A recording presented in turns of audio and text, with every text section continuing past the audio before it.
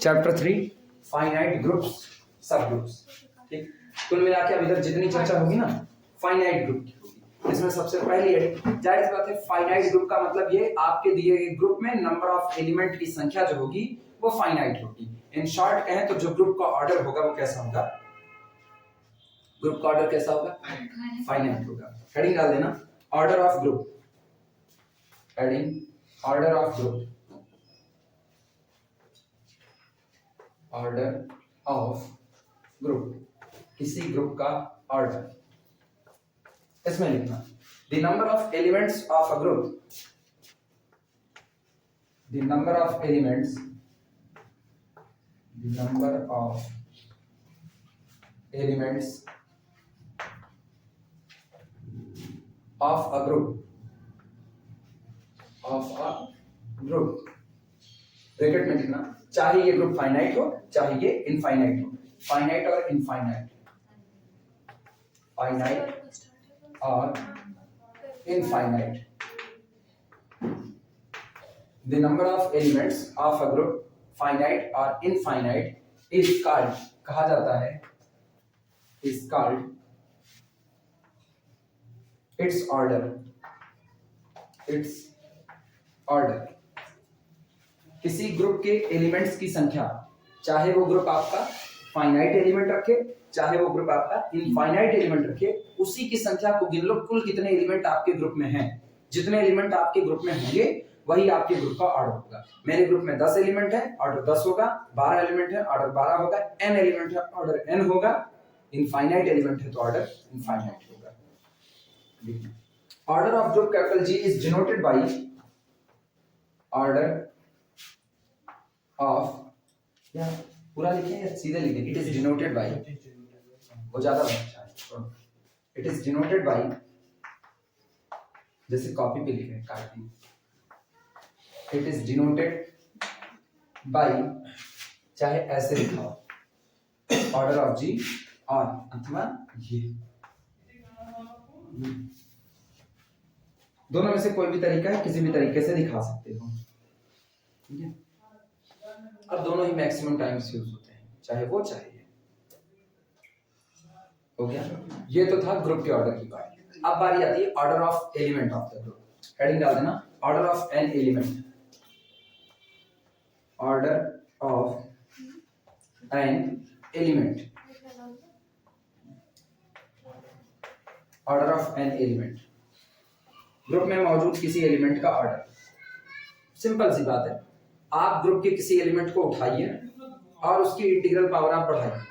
Integral power को बढ़ाने के दौरान वो सबसे पहली पॉजिटिव इंटीग्रल पावर जिस पर वो आइडेंटिटी प्रोड्यूस कर देता है, यानी कोई भी एलिमेंट मिनिमम टाइम खुद से ही कितनी बार ऑपरेट कराया जाए कि आइडेंटिटी प्रोड्यूस कर दे, जितनी बार वो मिनिमम खुद से ऑपरेट कराने पर आइडेंटिटी प्रोड्यूस करता है वही उसका ऑर्डर होता है। हम ऑपरेट कराने की बात बोल दे रहे हैं क्योंकि ये मत समझना g की power n is equal to identity का मतलब ये पावर है, नहीं। इसका मतलब ये है कि ये खुद से कुल कितनी बार ऑपरेट हुआ होगा, n टाइम्स, क्योंकि अगर एडिशन का ऑपरेशन है तो यही g की n नहीं बल्कि ng लिखा जाएगा, याद है ना। इसीलिए मतलब हमने ग्रुप का एक एलिमेंट उठाया, g belong to the capital G, और हम g को खुद 2 बार ऑपरेट कराते हैं। ये भी कह दिया लो, g does not equal to identity, क्योंकि अगर आइडेंटिटी हुआ ना तो एक ही बार में आइडेंटिटी प्रोड्यूस कर चुका है। इसीलिए order of identity element always is equal to कितना लिखा है 1। जी को जी से ऑपरेट कराया मतलब जी स्क्वायर किया।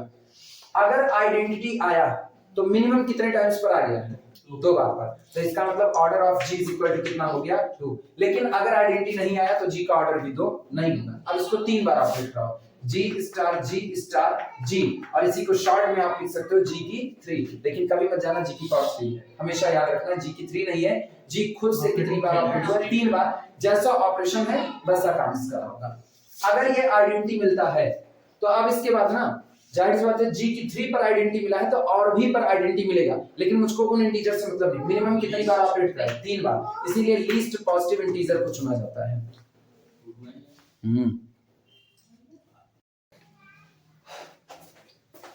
अगर 3 पर आइडेंटिटी दिया तो ऑर्डर 3 होगा, नहीं देता है तो 4 पर करेंगे, ऐसे ही 1 बाई 1। हालांकि बाद में हम लोग फार्मूला ले लेंगे, छोड़ो, हाँ आगे फार्मूला लिख लेंगे तो ये सब करने की जरूरत नहीं। कुल मिला के इतना है जब कोई एलिमेंट खुद से ही ऑपरेट हो रहा है तो मिनिमम कितनी टाइम्स आप उसको खुद से ऑपरेट कराओ कि वो आइडेंटिटी प्रोड्यूस कर दे।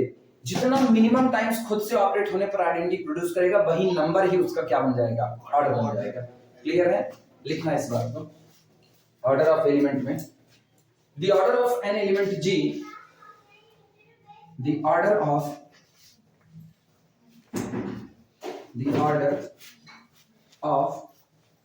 N element G belong to the capital G, जो कि आप इसी ग्रुप से बिलोंग करता है। अच्छा, जी का मतलब ग्रुप समझना, ठीक है? Belong to the capital G is the smallest positive integer, is the smallest positive integer, वो सबसे छोटा धनात्मक पूर्णांक होता है। Is the smallest positive integer.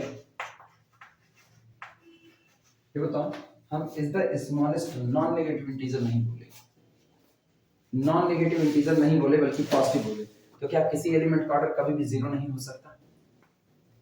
किसी एलिमेंट का ऑर्डर कभी भी जीरो नहीं हो सकता, कभी नहीं। तो इसका मतलब ग्रुप में जितने एलिमेंट होते हैं, अच्छा क्यों नहीं हो सकता, इसका लॉजिक दे सकते हैं। स्मॉलेस्ट जो एलिमेंट का ऑर्डर तो आइडेंटिटी होता है, आइडेंटिटी का ऑर्डर 1 है, नहीं, कोई ऐसा एलिमेंट हो जो आइडेंटिटी से भी छोटा ऑर्डर रख ले, क्यों नहीं पॉसिबल है? क्यों नहीं पॉसिबल है? पावर लेती ही 1 आ जाएगा ना, जरूरी पावर जीरो क्यों नहीं चला सकते? 1 आ जाएगा ना। जरूरी नहीं सबकी आइडेंटिटी सब 1 ही हो। हाँ, जरूरी नहीं सबकी आइडेंटिटी 1 इसकी हो। वैल्यू बना। जैसे एडिशन की ले लेंगे, एडिशन की आइडेंटिटी 0 होती है, जब उसकी पावर 1 लगाने लगेंगे तो कहां 0 आएगा सर? जीरो लगाने लगेंगे तो आएगा जीरो नहीं। सर किसी की पावर 0 लगाने पर उसकी वैल्यू 1 हो जाती है ना।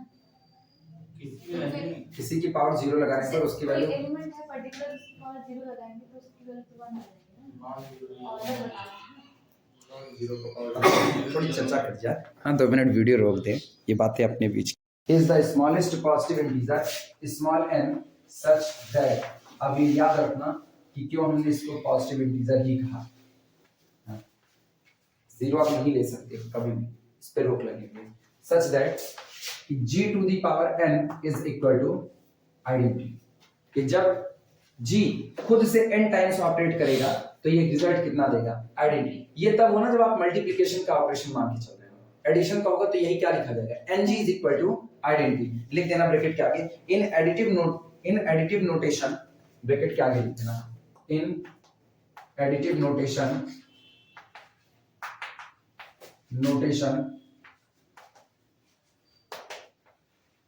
in additive notation this would be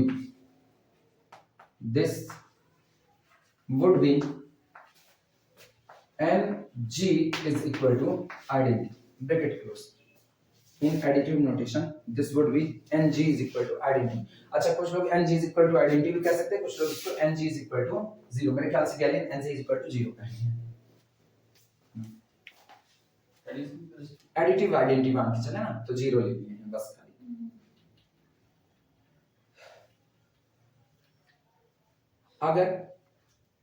अगर ऐसा कोई भी इंटीजर मौजूद नहीं है, अगर ऐसा कोई भी इंटीजर मौजूद नहीं है तो पक्की बात है आपका ग्रुप इनफाइनाइट ऑर्डर का है। स्टार करके लिख लेना, स्टार करके बोले लिखना, if no such integer exist, if no such integer exists, if no such integer exists, अगर हमको ऐसा कोई इंटीजर नहीं मिलता, मतलब हम g की पावर बढ़ाते जाते हैं, g को खुद से ऑपरेट कराते रहते हैं और आपको आइडेंटिटी कभी नहीं मिलता है, तो तय बात है g का ऑर्डर कैसा होगा, इनफाइनाइट। और अगर एक एलिमेंट का भी ऑर्डर इनफाइनाइट हो गया ना तो आपके ग्रुप का भी ऑर्डर कितना चला जाएगा, इनफाइनाइट चला जाएगा। तो आगे लिख देना, then we say that g has infinite order, then we say that g has infinite order। ठीक, फिर अगला स्टार करके लिख लेना। नेक्स्ट, ऑर्डर ऑफ जी, ये order of G, order of G is denoted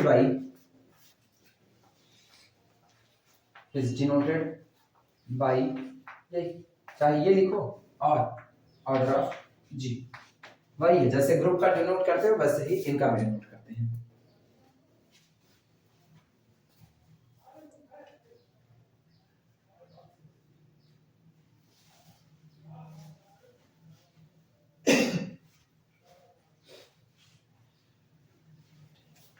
फिर लिखते एग्जाम्पल,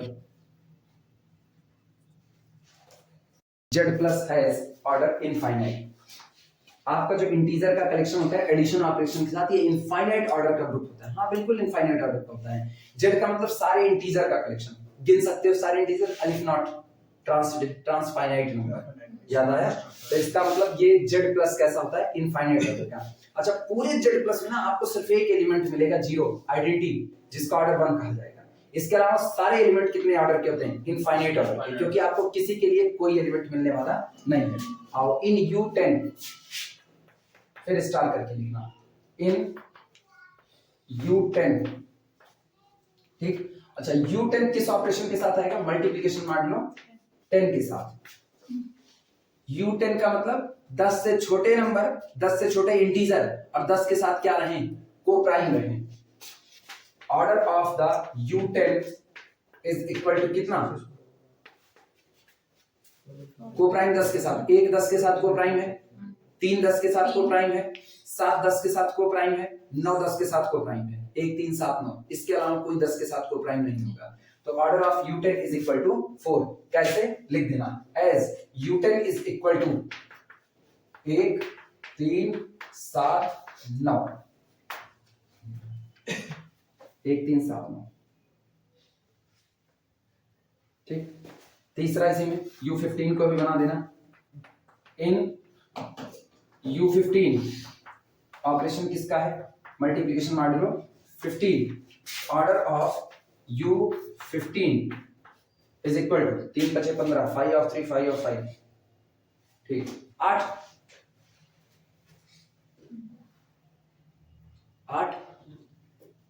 हाँ, इसका ऑर्डर 8 होगा। U15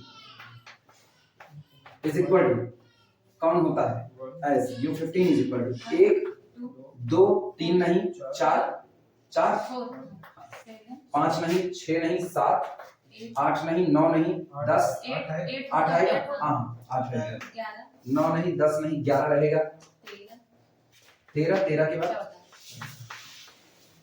1 2 3 4 5 6 7 8 8। पता है कल को इसका फार्मूला लिखा देंगे, इसका फार्मूला कुछ नहीं है, इसका ऑर्डर होता है 5 ऑफ 15। अब 5 ऑफ 15 i+5 फंक्शन, इसको तोड़ सकते हैं 5 ऑफ 3 गुणे 5, और इसको लिख सकते हैं 5 ऑफ 3 और इनटू 5 ऑफ 5। 5 ऑफ 3 की वैल्यू 2, मतलब उन नंबर्स की संख्या जो 3 के साथ को प्राइम है, 3 से छोटे हैं, दो ही लो 1 और 3। उन नंबर्स की संख्या जो 5 के साथ को प्राइम है और 5 से छोटे हैं, 1 2 3 4, और 4 2 8। नहीं अभी ना लिखना, आगे चल करके लिखाएंगे, प्रूफ करा देंगे, अभी ना लिखना, अभी तो बस खाली ऐसे ही है।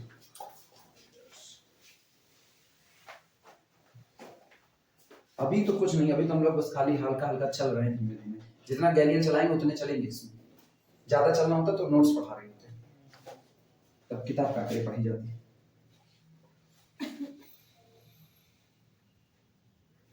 अब इस दिए गए ग्रुप में हर एलिमेंट का ना ऑर्डर निकाला जाएगा, सबका ऑर्डर निकालेंगे बारी बारी। अरे सबका मतलब कुछ बताएंगे, जैसे आप जेड में सबका थोड़ी निकाल सकते हैं। हेडिंग डाल देना, order of elements in these group, इसी में ही है, एग्जांपल में ही चल रहा है। Order of element, order of elements in these group, इन जितने भी अभी तक हमने ग्रुप लिखे हैं, इसमें जितने एलिमेंट हैं सबका बारी बारी ऑर्डर निकालेंगे। इन Z plus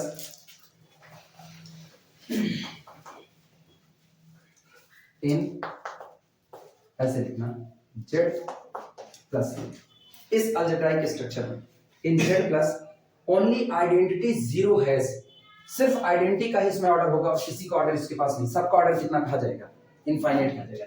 in Z plus only identity zero has order 1, in Z plus only identity zero has order 1, only identity has order 1, comma all other elements has order infinite, all other elements has order infinite, बाकी जितने element है उन सब का order कितना होगा, infinite. अच्छा, चूंकि हम फार्मूला लिखे नहीं है, इसलिए अब हमको यूटेन के अंदर जो 4 एलिमेंट आए ना, इनका इनवर्स हमको निकालना पड़ेगा। जिस दिन हम फार्मूला लिख देंगे तुमको आना दोनों चाहिए। बीएससी में कभी भी पढ़ाओगे ना तो बीएससी के लड़के को फार्मूले से भी आना चाहिए और वैसे भी निकालना। इवन बीएससी छोड़ो, जो टीचर पढ़ा रहा है ना उसको भी बाई फार्मूला भी निकालना चाहिए, और वैसे भी कोई कहे कैलकुलेट करके दिखाइए इनवर्स यही आएगा तो तुमको वो भी आना चाहिए। सिर्फ फार्मूले से अपना काम नहीं बन जाना। तो हम 1 3 7 9 इसका निकाल करके देखेंगे। चले निकाला जाए, लिखना फिर स्टार कर बना देना। इन U10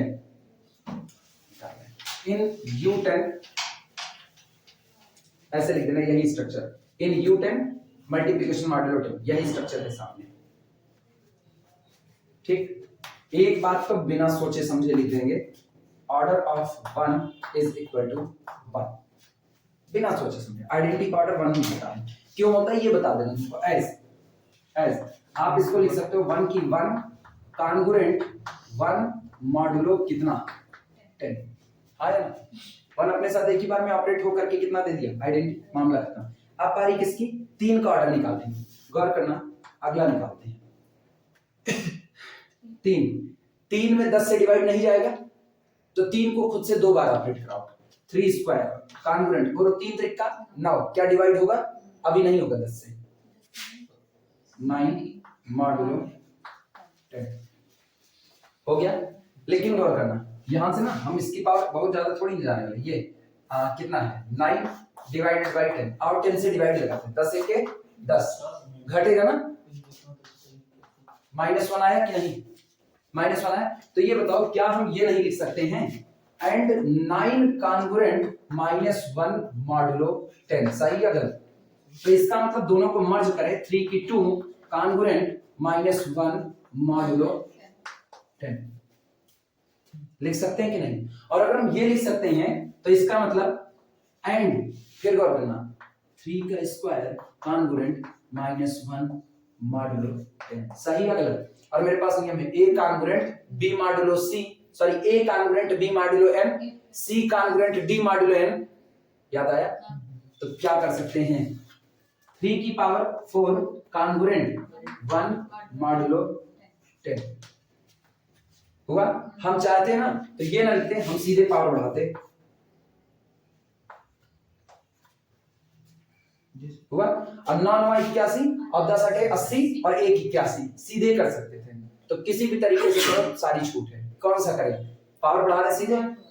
हाँ, अगर मॉड्यूलो वाले से लिखना चाहो तो ये लिखो, और पावर बढ़ाना चाहो तो पावर बढ़ा करके लिखो, तुम्हारे ऊपर है, जैसे चाहो वैसा करो। अब सोचना 3 खुद से कितनी बार ऑपरेट करा है, 4 बार, और 4 बार ऑपरेट करके कितना दे दिया, 1 दे दिया। इसका मतलब 3 का ऑर्डर कितना होगा, 4। This implies that order of 3 is equal to 4। अच्छा, अगर तुम पावर 3 करके देख लो, 3 त्रिका 9 त्रिक 27 और 10 दूनी 20 7 27, 1 नहीं आया अभी भी।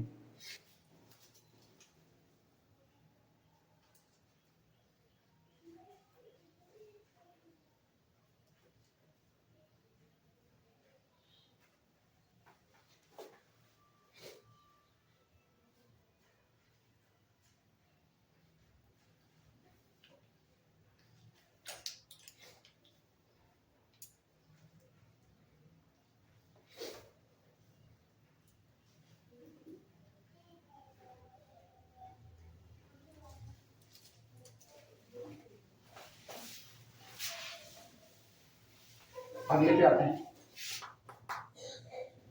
7 पे आओ। 7 स्क्वायर करें, 7 स्क्वायर कॉन्ग्रुएंट 2, ये बताओ 7 7 49, 7 7 49 हुआ, 10 से डिवाइड लगाओ, 10 चौक 40, रिमाइंडर कितना आया 9, तो कॉन्ग्रुएंट 9 मॉडुलो कितना हो गया 10। हो गया। अच्छा 9 मॉडुलो 10 हो गया, तो अगर दोनों तरफ पावर बढ़ाना चाहो तो 7 स्क्वायर का square is equal to 9 square modulo 10। 9 square मतलब 9 9 81 और 10 8 80 1 81। 7 के भी ऑर्डर कितना हुआ 4। ना करना चाहो तो अभी लिखे हैं 9 मॉडुलो 10 को आप लिख सकते हो, this implies that 7 square congruent minus 1 modulo 10 लिख सकते हो कि नहीं? अब पावर बढ़ा लो, अब भी चलेगा। दिस इंप्लाइज दैट 7 की 4 कॉन्ग्रुएंट 7 स्क्वायर का होल स्क्वायर माइनस 1 का whole square that is equal to 1 modulo 10। इसका मतलब this implies that order of 7 is equal to 4। अब पता है इसके लिए हम कुछ नहीं लिखेंगे, हम प्रूव कर चुके हैं। n-1 का ऑर्डर कितना होता है? n-1 का ऑर्डर un में n-1 का ऑर्डर कितना होगा? 2 होगा। n-1 इटसेल्फ ओन इनवर्स साबित किए हैं कि नहीं? हम लोगों ने एक जगह पर रिजल्ट साबित किया पहले चैप्टर में कि un के अंदर कम से कम 2 एलिमेंट जरूर होंगे जो इटसेल्फ ओन इनवर्स होंगे, एक आइडेंटिटी और दूसरा कौन? n-1। तो जो एलिमेंट इटसेल्फ ओन इनवर्स है और आइडेंटिटी नहीं है, नहीं और आइडेंटिटी नहीं है, उसका ऑर्डर कितना होगा? 2। अच्छा दिखाना चाहोगे ऐसे दिखा दो। 9 square congruent to 9 y 81 10 80 1 81 1 modulo 10 implies that order of 9 is equal to 2। निकालो। इसका मतलब फाइनल में पूरा इकट्ठा करेंगे। देखना so in u10 multiplication modulo 10 order of 1 is equal to 1 mod नहीं है, कोई मॉड नहीं समझेगा। Order of 3 is equal to 4 order of 3 नहीं order of 7 is equal to 4 और order of 9 is equal to 1।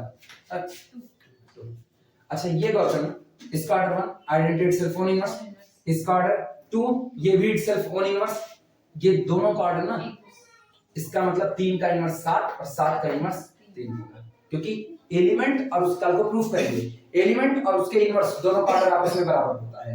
अच्छा गौर करना, एलिमेंट और उसके इनवर्स दोनों का ऑर्डर आपस में बराबर होता है, लेकिन किन्हीं दो एलिमेंट का ऑर्डर बराबर हो तो वो दोनों एक दूसरे के इनवर्स में, इसकी गारंटी नहीं है, रिवर्स नहीं चल सकते। इतना कितने तक पहुंचे हम लोग? 11 आप पानी पी करके आओ, फिर अगला वाला स्लॉट से अगला वाला स्लॉट कर लगता है, रिकॉर्डिंग नहीं लेगा।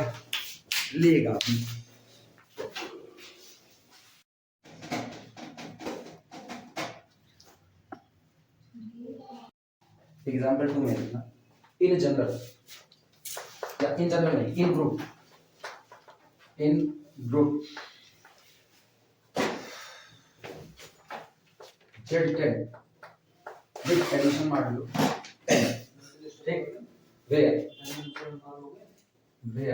Z10 is equal to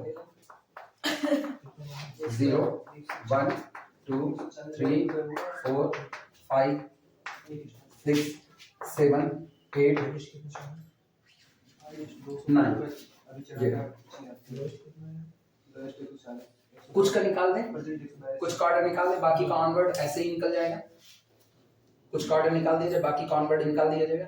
identity का ऑर्डर अपने को पता है कितना होता है 1, तो उसका तो हम ऐसे लिखते हैं स्टार करके लिखना star 1 order of 0 is equal to 1 because it is the identity element. ठीक, अच्छा अगला देखना order of 1 is equal to 1 को कितनी बार जोड़ो और 10 से डिवाइड करो कि 0 आ जाए, 10 बार इज इक्वल टू 10। कैसे? अब इसको अगर कॉन्ग्रुएंस मॉडुलो पे लिखना है तो मॉडुलो सिस्टम ही ना, इसको कॉन्ग्रुएंस मॉडुलो पे लिखना है तो कैसे? सिंस क्योंकि 10 into 1 सोचो मल्टीप्लिकेशन मॉडुलो था तो हम पावर बढ़ा रहे थे, एडिशन मॉडुलो है तो हम आगे क्या बढ़ा रहे हैं? मल्टीपल बढ़ा रहे हैं। 10 into 1 कॉन्ग्रुएंट 10 1 के 10 और 10 से डिवाइड किया कितना? 0 मॉडुलो 10। तो जितनी बार आगे ये लगाओगे ना यही नंबर आपको ऑर्डर बताएगा।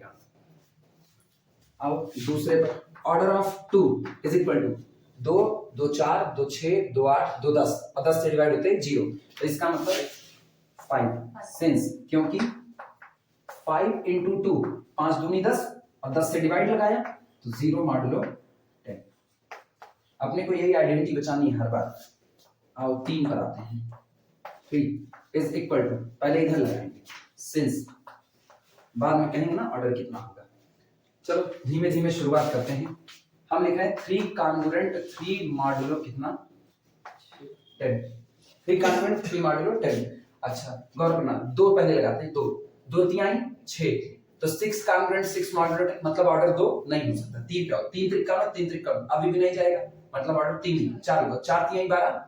तो अच्छा इससे क्या मिला ना 4 into 3 कॉन्ग्रुएंट 4 तिहाई 12, 10 दूनी 12 2 मॉडुलो कितना 10। अब ना इसको देख लो, ये तो हो गया 4 तिहाई 12, तो इसका मतलब 4 लगाने पर भी अभी इसका नहीं है। अब 5 लगते हैं, 5 तिहाई 15 कितना आएगा 5 मॉडुलो 10, ठीक। अच्छा 6 लगाते हैं, 6 त्रिक 18, 6 त्रिक 18 अभी भी नहीं है। 7 लगाएं, 7 त्रिक 21 नहीं आएगा। अब कुल मिला के ना 10 तक पहुंचना पड़ेगा, मजबूरी है। 10 तिहाई 30 और 10 से डिवाइड होकर के 0, तो सीधे लिखें कितना आएगा। कमलेश 6 निकाले थे क्या? अरे वो मैंने 6 से 30 कर दिया। हाँ ये मल्टीप्लाई कर दिए थे ना, तभी तुम जब 6 बोले ना तब क्या हम उधर करके दिखाए थे। Is equal to 10 since 10 into 3 congruent 0 modulo 10। अच्छा पता है हम इसमें ना बढ़ाते, हम इसको ऐसे ही लिखते 4 तिहाई 12 कॉन्ग्रुएंट टू द 2 मॉडुलो 10 इधर लिखते। अब इसके अंदर 3 के ही साथ आगे बढ़ाते, जोड़ वाला नियम तो मेरे पास था ही था ना, जोड़ वाला नियम, तो उसके थ्रू बढ़ते हैं हम।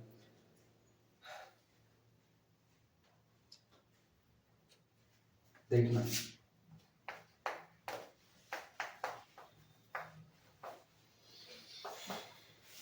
ऐसा ना 4 4 8, 2 की कमी है ना।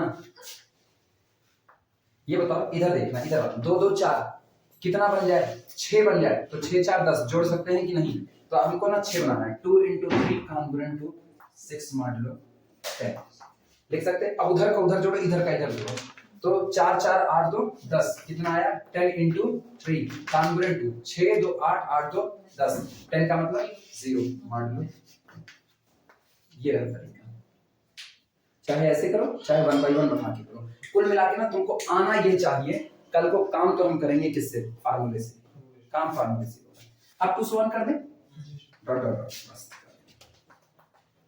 पूरा नहीं निकालना है, पूरा निकालोगे तो नरक हो जाएगी। 10 तक जाना है, 9 तक जाना है ना। इसी तरीके से हम बाकी के लिए भी निकाल सकते हैं। देख कर आया कि और एक और निकाल दें, जिसका कहो रैंडमली किसी एक का और निकाल दिया जाए। सर ये ऑर्डर ऑफ 2 बता दीजिए। Order of 2 is equal to 5 कैसे आया? क्या हम ये लिख सकते हैं 2 कॉन्ग्रुएंट 2 मॉडुलो 10, सही। अगर 2 में 10 से भाग तो जाएगा नहीं, तो रिमाइंडर 2 ही छूट जाएगा। अच्छा अभी तो हमने 1 लगाया आगे, तो ऑर्डर 1 तो नहीं हो सकता, 2 लगा दो, तो 2 into 2 कॉन्ग्रुएंट, इधर भी 2 का होगा यानी कि 4 मॉडुलो 10। अभी भी तो डिवाइड नहीं लग सकता, 3 लगाएंगे, 3 दूना 6, तो 6 मॉडुलो 10 अभी भी नहीं। 3 के बाद 4 लगाओ, 4 दूनी 8 अभी भी नहीं। 5 लगाओ, 5 दूनी 10, और 10 कॉन्ग्रुएंट 0 मॉडुलो 10 आ गया। अगर ऐसे दिक्कत देंगे तो ऐसे लिखो। ये बताओ इन दोनों का जोड़ कितना आया 4, 10 से डिवाइड होगा नहीं होगा। फिर 2 किया, अब की कितना आया 6, 10 से डिवाइड होगा नहीं होगा। फिर कितना 8 होगा नहीं होगा।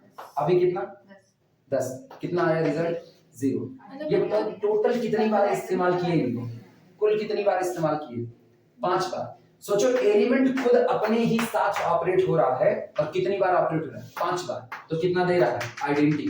तो इसका मतलब 2 का ऑर्डर कितना हो गया 5। मतलब तब तक ऑपरेट करेंगे जब तक आइडेंटिटी नहीं है। हाँ एलिमेंट को खुद से तब तक ऑपरेट करते रहो जब तक वो आइडेंटिटी प्रोड्यूस ना कर दे। और अगर ऐसा होने वाला है ना तो बताएगा कि हम आइडेंटिटी देने वाले हैं, कभी नहीं देगा तो ऑर्डर इनफाइनाइट कह दिया जाएगा।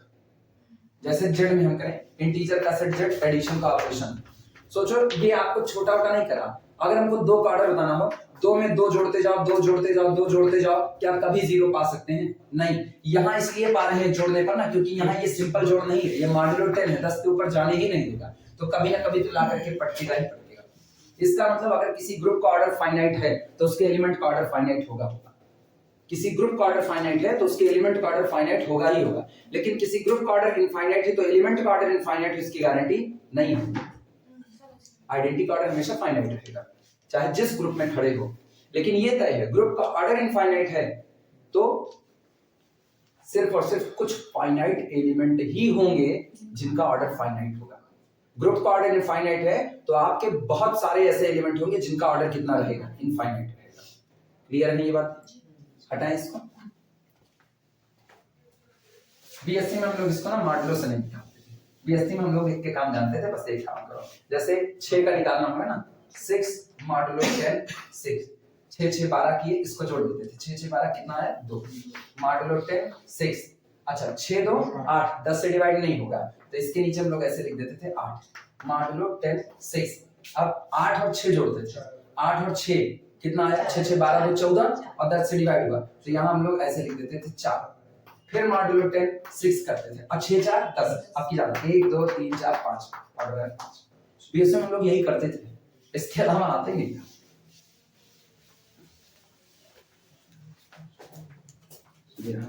अब हेड निकाल देना सब ग्रुप। हाँ गैलियन ऐसे ही चलते हैं ना, भट्ट से सब ग्रुप आ गया। नहीं तो अगर हम लोग नोट्स पढ़ रहे थे ना, सब ग्रुप हम लाते बहुत बाद में, भाई हम ग्रुप का खूब तिकड़म मिला लेते, उसके बाद सब ग्रुप लाते।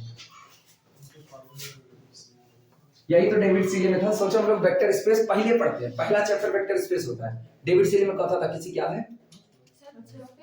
हाँ चौथा चैप्टर था ना, वो चौथे चैप्टर में वेक्टर, और सोचो वेक्टर स्पेस के पहले वो सब स्पेस बता दिए थे, अगर याद हो तो।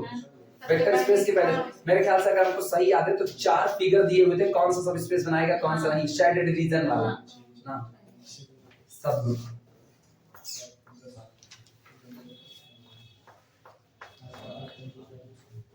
सिंपल सा नहीं, ग्रुप है, ग्रुप का एक सबसेट निकालो। ठीक, ग्रुप है, ग्रुप का एक सबसेट निकालो। ग्रुप का सबसेट जो आपने निकाला है उसी दिए गए ऑपरेशन के साथ अगर वो भी ग्रुप बना ले तो खुद तो ग्रुप है, लेकिन अपने से जो अपना पेरेंटिंग ग्रुप होगा, जो इसका मेन पेरेंट है, उसकी निगाह में ये क्या कहलाएगा? सब ग्रुप कहलाएगा। पेरेंट्स इसका जनक, जहां से ये निकल करके आया हुआ है। तो कहते हैं अगर किसी दिए गए ग्रुप का सबसेट उसी ऑपरेशन के साथ भी ग्रुप फॉर्म कर ले तो अपना ग्रुप है, लेकिन उसकी निगाह में उसका क्या कहलाएगा? सब ग्रुप कहलाएगा। लिख देना इसी बात को। If a subset H of a group capital G, if a subset H of a group capital G, अगर आपके द्वारा चुने गए किसी भी ग्रुप कैपिटल G का कोई सबसेट H, ठीक, is itself a group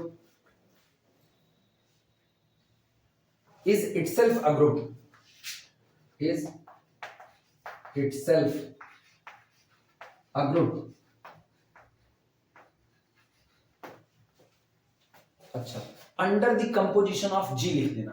under the composition of G itself a group, under the composition कहो चाहे ऑपरेशन कहो, वैसे तुम लोग ऑपरेशन ज्यादा अच्छे समझोगे, composition under the composition of G, मतलब जो G का कंपोजिशन दिया गया है, G का ऑपरेशन दिया गया उसी के आधार पर under the composition of G, comma B से दैट, कॉमा करके लिखना, बी से that capital H is a subgroup of capital G.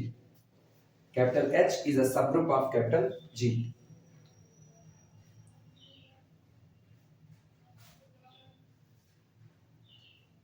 लिखा गया if a subset H of a group capital G, किसी दिए गए ग्रुप कैपिटल G का कोई subset is itself a group, खुद भी ग्रुप बन जाए, किसके आधार पर? Under the composition of capital G, जो G का ऑपरेशन दिया गया उसी ऑपरेशन के अंतर्गत ये भी ग्रुप को फॉर्म कर ले तो ये H G के लिए क्या कहलाएगा? सब ग्रुप कहलाएगा। अच्छा, सब ग्रुप की वर्डिंग भी ना केवल उसी दिन, सब ग्रुप की वर्डिंग केवल उसी दिन अपना महत्व रखती है जिस दिन बगल में ग्रुप मौजूद है। अगर ग्रुप नहीं मौजूद है ना तो आप इसको सब ग्रुप कहो ना कहो सब चलेगा।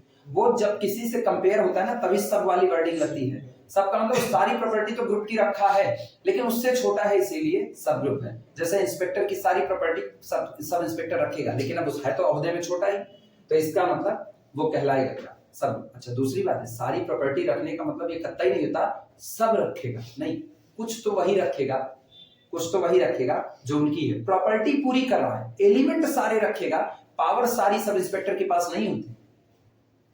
अगर गौर करो तो पोस्ट भले इंस्पेक्टर सब इंस्पेक्टर की है लेकिन सब इंस्पेक्टर की पावर इंस्पेक्टर की पावर के बराबर नहीं हो सकती। सेम कंडीशन ग्रुप में आती है। ग्रुप के पास जितने एलिमेंट है वो सारे एलिमेंट सब ग्रुप के पास जाएंगे, इसकी गारंटी नहीं, जा भी सकते हैं। कब? सबसेट कोई भी ग्रुप अपना खुद का सब ग्रुप होता है, कोई भी ग्रुप अपना खुद का सब ग्रुप होता है। तो जब जी को ही इटसेल्फ कंसीडर करोगे तो ठीक है, अपना तो सब ग्रुप है ही, क्योंकि बिहेवियर तो पूरा कर ही रहा है। लेकिन अगर उसका कोई प्रॉपर सबसेट बना दिए तो वो उसका प्रॉपर सब ग्रुप ही होगा। ठीक है नहीं बात? चल आगे लिखते हैं इसी में। नोटेशन कैसे रिप्रेजेंट करते हैं? नोटेशन, सब ग्रुप का एक नोटेशन होता है। नोटेशन वैसे हम इसका ना बहुत कम इस्तेमाल करते हैं, फिर भी लिख रहे हैं। नोटेशन में कुछ नहीं करना है, लिख देता है H is the sub group और इक्वल सब group of G। Less than और इक्वल टू वाला सिंबल बहुत कंफ्यूजिंग होता है, ये हम इसको नहीं इस्तेमाल करते हैं।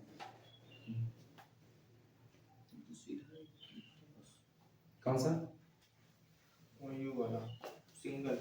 कौन सा? सर मेरे पास तो वो नहीं, क्रॉस का डिफरेंस नहीं समझ में पता है जो नॉर्मल सब ग्रुप होता है, नॉर्मल सब ग्रुप सिंगल उसके लिए ना डेल्टा बनता है। ये बनता है नॉर्मल सब ग्रुप के लिए। ठीक, अच्छा पीएच चटर्जी बड़ा अच्छा काम करते हैं। पीएच चटर्जी ऐसा सिंपल लिखते हैं ना, आप परेशान हो जाओ, खोजो उसका नाम नहीं पाओगे कहां पे, हम खुद ही उसका नाम कभी नहीं पाए हैं।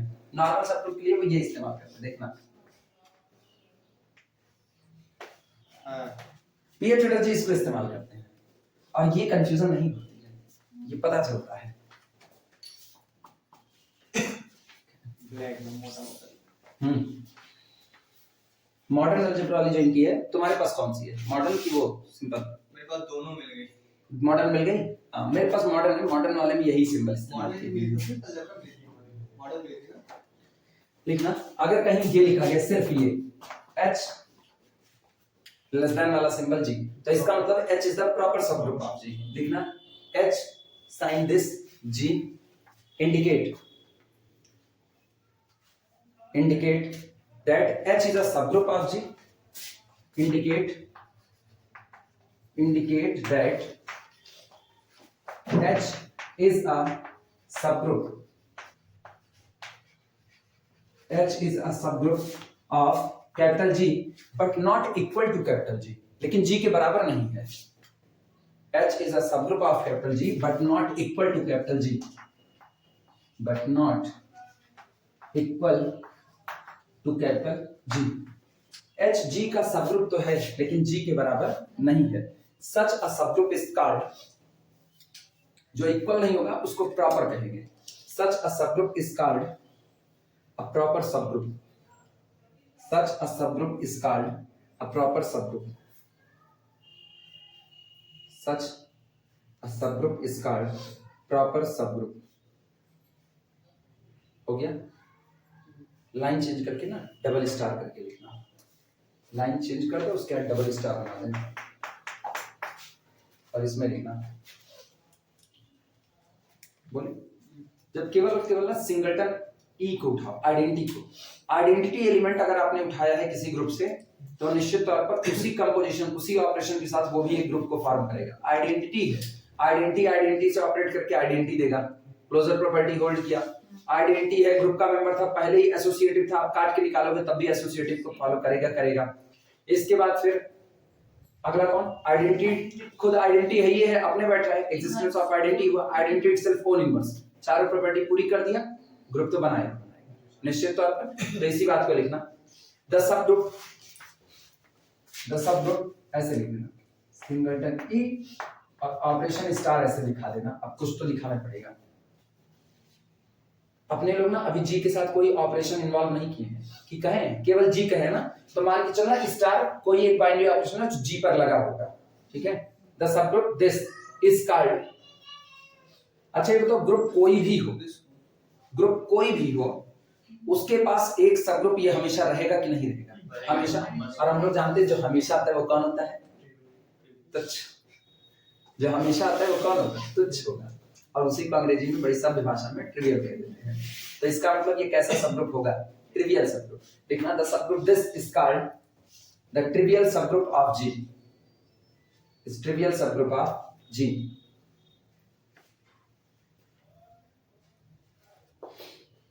ठीक, अच्छा ये ट्रिवियल है, इसको छोड़ करके इसको छोड़ करके और जितने आएंगे वो सब के सब नॉन ट्रिवियल कहे जाते हैं।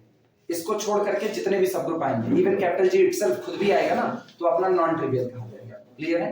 डबल स्टार करके दूसरा लिखना, इसी के नीचे बोल जरा ऐसे ही लिख लो, बोले लिखना a subgroup that is not, a subgroup that is not this, a subgroup that is not this, यही बना देना ये वापस, इसको छोड़ करके a subgroup that is not this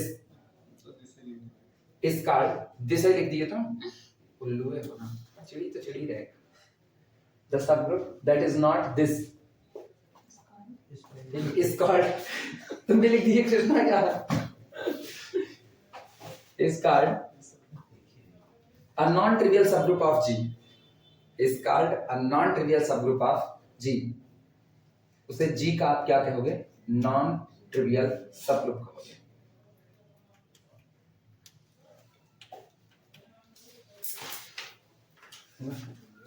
अब सेल्फ भी तो ट्रिवियल कह रहा है। कौन सा?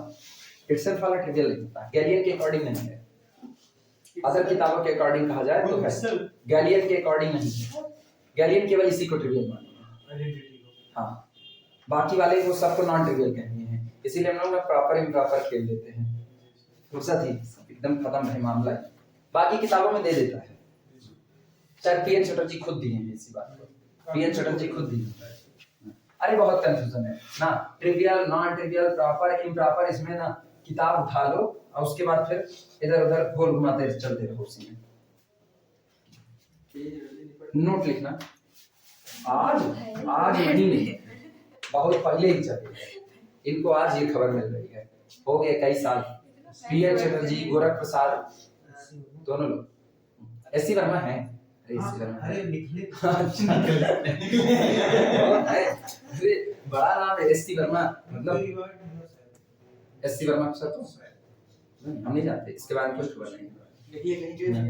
काश फिजिक्स वाले पढ़े होते, फिजिक्स पढ़े थे ना तो हाँ एक बार जरूर निश्चित तौर पर मिलना होता है, जाते मिलने के लिए खुद है सर आए बहुत दूर से आपसे मिलने के लिए, मिलते चाहे ना मिलते बहुत अच्छा है। लिखना note Z addition modulo n. कुछ टीचर होते हैं ना जो अपनी क्वालिटी बरकरार रखते हैं, एससी वर्मा सर उन्हीं में से एक है। नहीं इनको Is मतलब not- बताइए क्या मतलब मिलने Is not a हमारे टीचर फिजिक्स से करवाएंगे, कौन मिलने जाएगा? is not a subgroup of हमेशा बता करिए। Z plus। Zn with addition modulo n, ये जो ग्रुप होता है Zn with addition modulo n, ये Z प्लस का सब ग्रुप नहीं होता है, ये Z प्लस का सब ग्रुप नहीं होता है, ये दोनों ग्रुप ही डिफरेंट है ना, दोनों सेट डिफरेंट है, दोनों ग्रुप डिफरेंट होंगे निश्चित तौर पर, इसलिए पहले इसको लिख देना सही है। वैसे कोई पूछे ना नॉर्मली कहते तो दोनों का एडिशन ऑपरेशन ही सेम नहीं है, हालांकि ये दोनों सेट ही सेम नहीं है, वास्तविकता ये दोनों डिट्टो डिफरेंट, यही लिख देते हैं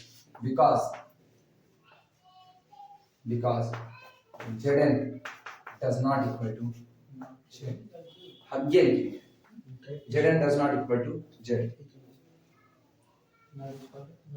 and addition modulo n is not normal addition, और एडिशन मॉड्यूलो एल भी नॉर्मल एडिशन नहीं होता है। और इसको लिख करके घेरा मार देना।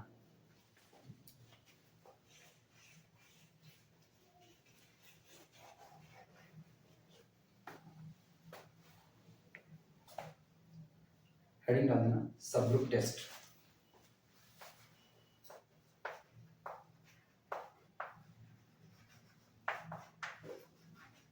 सबग्रुप टेस्ट, सबग्रुप टेस्ट का मतलब है ना, अगर आपको कोई सेट दिया जाता है, कोई ग्रुप कैपिटल जी दिया गया है, उस ग्रुप कैपिटल जी का एक सबसेट दिया गया है, वो सबसेट खुद ग्रुप बनाएगा कि नहीं बनाएगा, इसको टेस्ट करना सबग्रुप टेस्ट कहलाता है। पता है A belong to the H, B belong to the H, AB inverse belong to the H, याद आया ना? यही तो वेक्टर स्पेस में सब स्पेस का भी टेस्ट बनता था, आगे चल करके वही टेस्ट अप्लाई करेंगे, उसी का प्रूफ करेंगे। सबसे पहले theorem 3.1 one step subgroup test. Theorem 3.1 heading है one step subgroup test. और हर बार में मैक्सिमम हम लोग यही इस्तेमाल करेंगे, one step subgroup test. एक स्टेप चलाओ और उसी में आप टेस्ट कर सकते हो सब ग्रुप है या नहीं है। हेडिंग डाल दो, मिटाएं फिर सब। In additive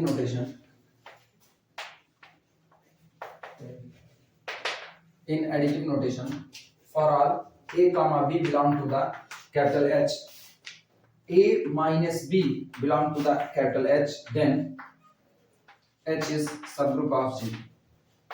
H is subgroup of capital G। ये कह रहे हैं अगर आपने कैपिटल G का कोई एक सबसेट H निकाला तो ये उस G के लिए सबग्रुप का काम करेगा अगर for all a comma b belong to the H, a b inverse also in H, let capital G be a group and H is the non-empty subset of capital G। if for all a b belong to the H, अगर H से चुने गए किसी भी दो member के लिए a b inverse भी H में आ रहा है, then H is the subgroup of capital G। और यही बात जब एडिशन ऑपरेशन के रिस्पेक्ट में कही जाएगी तो b का इनवर्स मतलब माइनस b हुआ, तब आप कहोगे for all a comma b belong to the H के लिए a minus b भी H में हुआ तो आपका H सबग्रुप होगा G का। ठीक, इसका प्रूफ हम लोग कल करते हैं। अभी इसको घेर के रख दो। हालांकि इसका प्रूफ हम लोग करें ना करें हम लोगों को एक खास जरूरत नहीं है, हम लोगों को मेन जरूरत इस टेस्ट को याद रखने की है, फिर भी एक बार कर लिया जाएगा।